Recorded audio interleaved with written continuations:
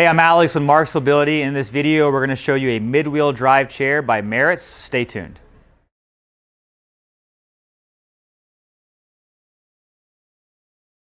What we have here is the Marc Vision Sport. This is called a P326 is the SKU number. Now I do want to preface this unit here on the one I'm going to show you does not have a seat lift. There is an optional 7-inch seat lift that you can put on these chairs when you buy them. The only difference that's going to be is you're going to go from a P326 to then it's like a P326. I want to say is D. They add an extra number at the end of the SKU.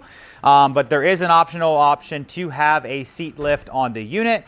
Just do remember some of these specs I'm going to give you might change some because the units that do have a seat lift, you're not able to go any lower. You can't adjust the seat post height. Now you can adjust the seat post height when you don't have the seat lift. So this right here is the non-seat lift version, but it is a mid-wheel drive chair. It is going to have a 300-pound weight capacity. Mid-wheel drive is going to get you some of the smallest turning radius out of the different drive configurations on the market. Mid-wheel drive just means your drive wheel with your motor tied to it is going to be in the center of the chair. And typically on all mid-wheel drives, you're going to have caster wheels in the front and the rear that are going to swivel. That's going to be a stability type chair. So anything you see in this kind of drive configuration is going to be mid-wheel. Once again, smallest turning radius. I think they list 20 inches at the turning radius on the unit. But that's always a confusing number that people really kind of get confused on because that's just your drive wheel is going to be turning inside a circle, but you're still going to have your foot plate and your rear wheel. So typically you want to double that number for radius to really get your diameter circle. So just know you're going to need about 40-41 inches in overall diameter circle to make a full turn. And I will show you at the end of the video me driving this outside, turning it, so you will be able to see that small compact turning radius that I am talking about. Now they do state on these chairs you're going to get up to 18-mile drive range. That's ideal conditions. If you watch any of my videos, I always tell you that. I scale it down. I'm going to say somewhere 14, 15 miles is probably more realistic. Just like in a vehicle when they say something of total miles per gallon. Once again, it's no weight in the car, no wind resistance at 50 miles an hour without stopping. So realistic drive distance is not going to be 18 miles, but probably more in that 14 to 15 mile drive range. Now, one thing I noticed on this chair that I had not seen before, I don't know if this is a design change, but this seat to ground height with this particular unit we just got in is very low. Most of the time they're 20 inches from the top of the seat to the ground. This one came in at about 19 inches, maybe 18.5 to 19 inches top of the seat to the ground. So every once in a while we do get people that call us and they say, hey, what's the lowest seat height you can get?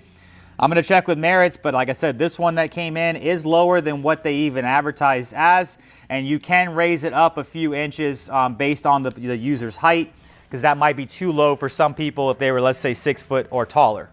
Now, it is going to come with 2 different size seats on this version. If you get the one with the seat lift, you are limited to the 18-inch seat. But on the one without the seat lift, you can go with an 18 or a 20-inch wide seat. It does not change the price very much, but it is just going to change the overall width of the armrest. So a lot of manufacturers are going to list, hey, this chair, I don't know what they list online, but I'm going to say 23 inches wide. I'll put a tape measure on it to verify it, but you're going to be, yeah, probably about 23 inches is what they list. Do notate if you do go with the bigger than the 18-inch seat, your armrests are going to be wider than that. So on the current setup, outside of armrest to outside of armrest, on the 20-inch seat is going to be about 26 inches. So just do know if you went down to the 18-inch seat, you're probably more about 24 inches of what you would need to clear a door frame or any other object you're trying to go by. And they do have these high captain back seats. There is the handle over here on the right-hand side. That allows you to go back a little bit, maybe to about 105 to 110 degree recline. But then the seat also does go forward if you were trying to store this or transport this on a type of lift, let's say a Harmar lift, an inside vehicle lift. People typically need to know, well, what's my highest point? Right now, it's going to be the front of your joystick at 29 inches. So with the seat all the way in the lowest seat position and the seat folded down, you're at about 29 inches here. Just remember, if you're raising that seat post up, that's going to go up just as high as the increments that you're raising the seat. Now, once again, you pull the handle, and then you can lift the seat back up. All of these, once again, I'll preface that, without the seat lift, are going to be able to swivel. So you are going to have a handle over here on the side. It will lock every 45 degrees if you let it go.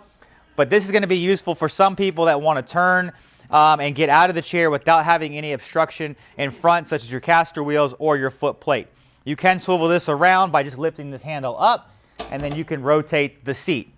Armrests do flip up on either side, and the joystick is able to go on the right or the left-hand side. Now, this is a Lynx joystick that's on this particular chair here because it does not have the seat lift.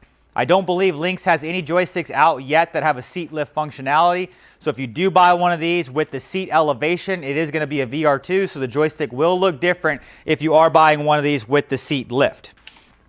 Now, in the back of the unit, you are going to have a built-in docking device. It's going to be this little square, it has a cap on it right here. So what that is, it's going to have a set screw on the side. You can put a rear basket, oxygen tank holder, whatever other accessories they have that are rear mounted, it would go right there into the back of the unit. Now, this particular chair is going to say, I think it was 6x2. I always like to measure all the wheels just to make sure that is right. That is a 6x2 tire. So that is accurate in their specs. And they said 10-inch drive tires. That is a 10-inch drive tire. I like to measure it because sometimes manufacturers will say 10.5 or they'll say 11 and it's like a 10.5-inch tire. But those specs are going to be accurate on that unit. I'm going to go ahead and turn this around to show you the front of the seat.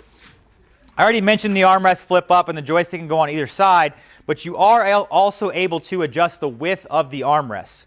So for example, if somebody had a narrow space but they wanted more room, you can slide the arms in and out. I do believe in the back, let me look, it is a knob, it's not a set screw, so you can do it by your hand. And if you loosen the knobs in the back, you can increase the distance in between the armrests.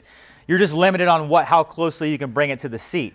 So right now on this setup with the arms and the seat still being able to fold down, you're at 20.5 inches in between the armrests.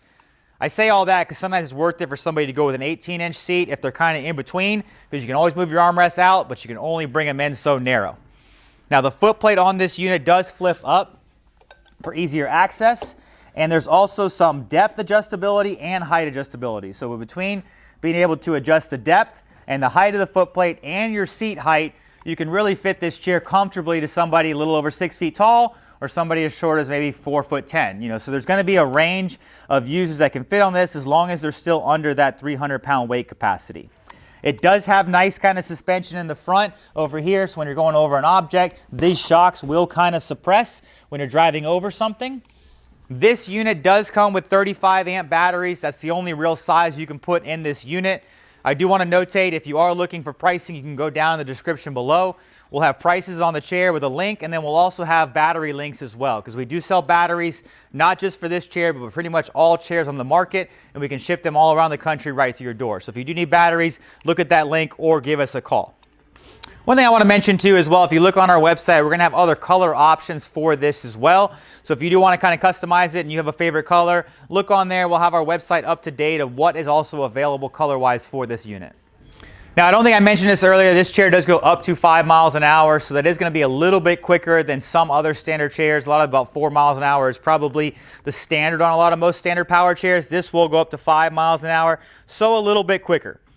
One other thing too, I talked about the joystick if you were to go with a seat lift option on this chair. I do want to mention, because people do ask that, with this chair, the foot plate design will look a little bit different. There's actually a bracket that comes out and drops down and attaches to the foot plate. So if you are going with the seat lift option, you'd have a post that comes down, and the reason being is when your seat elevates, the foot plate's going to go with you, so your feet just aren't sitting there dangling. There were some older chairs on the market that the foot plate was only attached to the base, so even when you raised up, your feet would dangle. That is not the case if you did go with one like this with the seat lift option. I'll show you one thing here in the back of the chair. In the back of the unit, if you ever needed to put this chair in freewheel, you are going to have 2 red levers back here. There's a picture diagram of somebody driving the chair or somebody pushing the chair. So if you were to push both these levers up, it disengages the electromagnetic brakes on the unit and allows you to manually push this around. One other thing that I want to mention in this video too, a lot of times people are getting to these joysticks and they're holding down the power button for too long when they're turning it on. Some type of sequence, you are able to lock the joystick out. So I just want to tell you, if you are watching this video and you see the first light, the middle light, and the last light, those 3 lights flashing, all you have to do is hit your horn button twice. As soon as you turn the unit on, it will unlock the joystick and you're able to drive it. So overall, Merit's made a really good, compact, dependable mid-wheel drive chair that does go fast, that does have a 300-pound weight capacity, that is going to have different seat options and obviously the seat lift option as well. So if you're looking for a really nice chair, go ahead and continue to watch this video of me driving it outside so you can kind of get a perspective of what I look like sitting in this chair. All right, so what we have here is the Merit's Vision Sport. I'm 6 foot tall, 210 pounds, so you can kind of see what I look like sitting in this chair. I would probably raise the seat post up for me because just of the distance right here, my knees are up a little bit, but that seat is able to come up a couple inches and the foot plate drop down. You can look right here and see this really, really tight turning radius.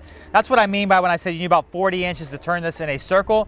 But if you're looking for a chair that's gonna have a 5-mile-an-hour package, that is gonna be mid-wheel with a really small, tight design, this is a really good chair at a really good price point. I'd go ahead and take a look at this. It's called the Merit's Vision Sport.